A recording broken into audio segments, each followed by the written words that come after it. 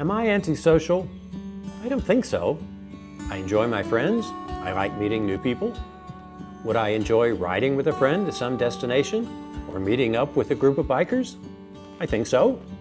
Then I should want to go to bike nights and motorcycle rallies, yes? Like, say, the Sturgis Motorcycle Rally or Daytona Bike Week. But no, I will never attend those. Why not? Let's dig into that.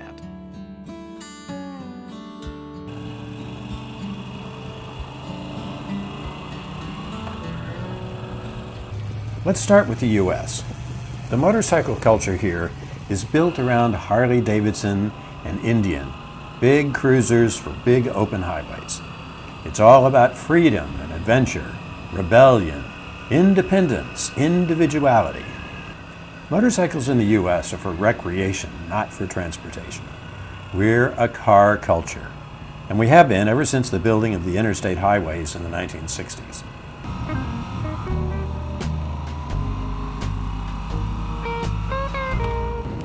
While some motorcycle manufacturers, notably Honda, have tried to create a family culture for motorcycles in this country, you remember the ad campaign, "You meet the nicest people on a Honda"? That never worked. Instead, motorcycles here mean non-conformity. The rise of motorcycle clubs and gangs in the 1950s was all about non-conformity, breaking from social norms. Those clubs and gangs presented a tough guy image, and the club members displayed an apparent disdain for personal safety. And we still see that attitude today. Guys riding Harleys, wearing a sleeveless t-shirt and Levi's, no helmet, no protective gear of any kind, maybe with their girl riding on the back who's wearing just a halter top and shorts. That's the Harley image.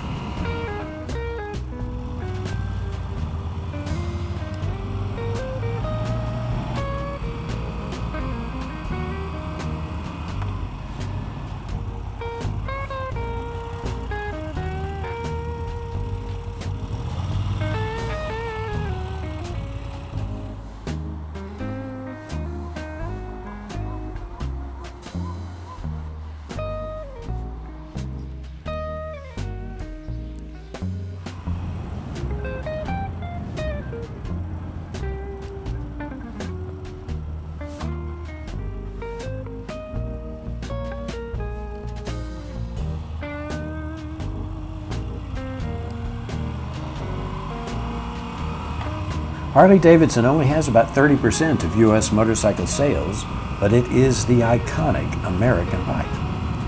And a Harley rider is most definitely a nonconformist.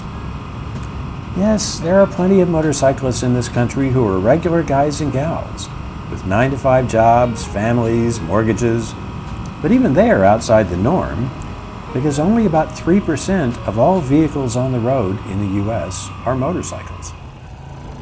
Okay, so how does that relate back to why I don't go to bike nights and bike rallies in the U.S.?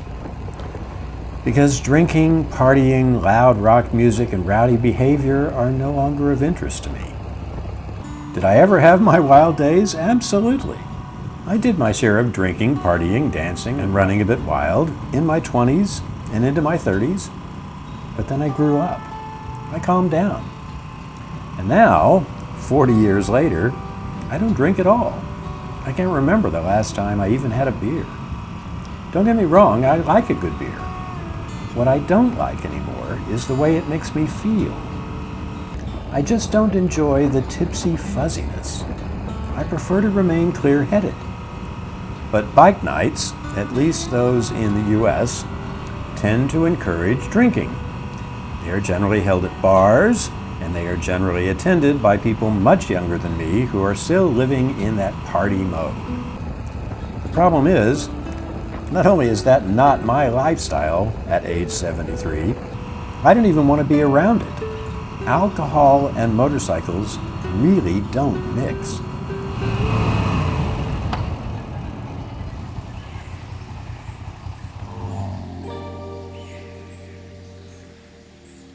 I don't drink and drive, not in a car and certainly not on a bike. The statistics are terrible. 28% of fatal motorcycle accidents involve drunk bikers. Alcohol-impaired motorcyclists who are fatally injured are 52% less likely to wear helmets than sober operators. And 94% of all motorcycle accidents are due to human factors, and that includes drinking, not wearing helmets, and speeding. Only 18 states in the U.S. have universal helmet laws. 29 states require helmets for riders that are young, under age 21, under age 18. 3 states have no helmet laws at all. But in those states with no universal helmet laws, 54% of motorcyclists killed in accidents were not wearing helmets, as compared to only 11% in states with universal helmet laws. So I ride alone, and I gear up whenever I ride. I don't need to be a rebel. I just want to enjoy the experience of riding. I'm riding to a coffee shop today for no other reason than it's a destination. I can enjoy the ride there, have a coffee and a cake, do a little work, and then enjoy the ride back home.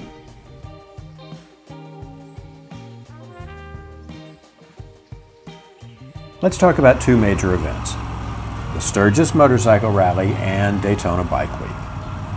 These rallies are emblematic of American motorcycle culture, drawing thousands of riders for celebrations of bikes, music, and camaraderie, but really about drinking, partying, open sexuality, and wild behavior.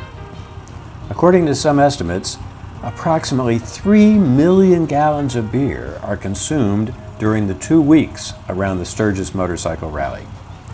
Even though police presence is very heavy and there are hundreds of DUI arrests each year, approximately 1/3 of western South Dakota's motorcycle accidents for the entire year are connected to Sturgis. On the other side of the country, the Daytona Bike Week is described as a 10-day party, non-stop beer, live music, bikini-clad women, and street drinking, particularly on Main Street, where alcohol consumption is extremely common. Now let's talk about European motorcycle culture and bike nights there. European streets are congested, narrow, maybe they're cobblestones. Bikes and scooters are actually more practical than cars.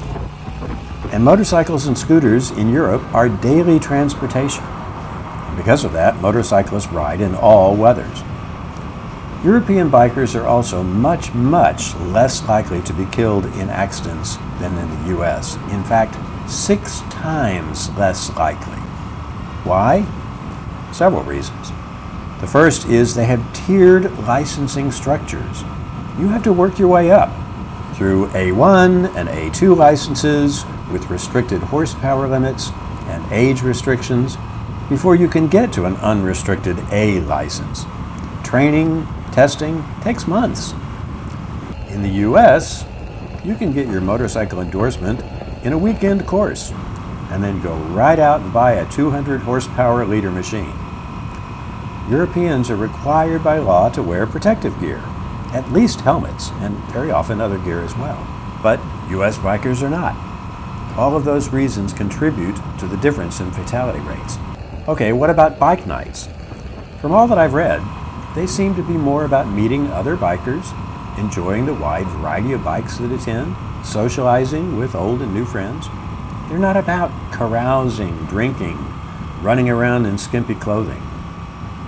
Yes, the bike nights in Europe may take place at a pub, but they might also take place at a cafe. And drinking does not seem to be the focus.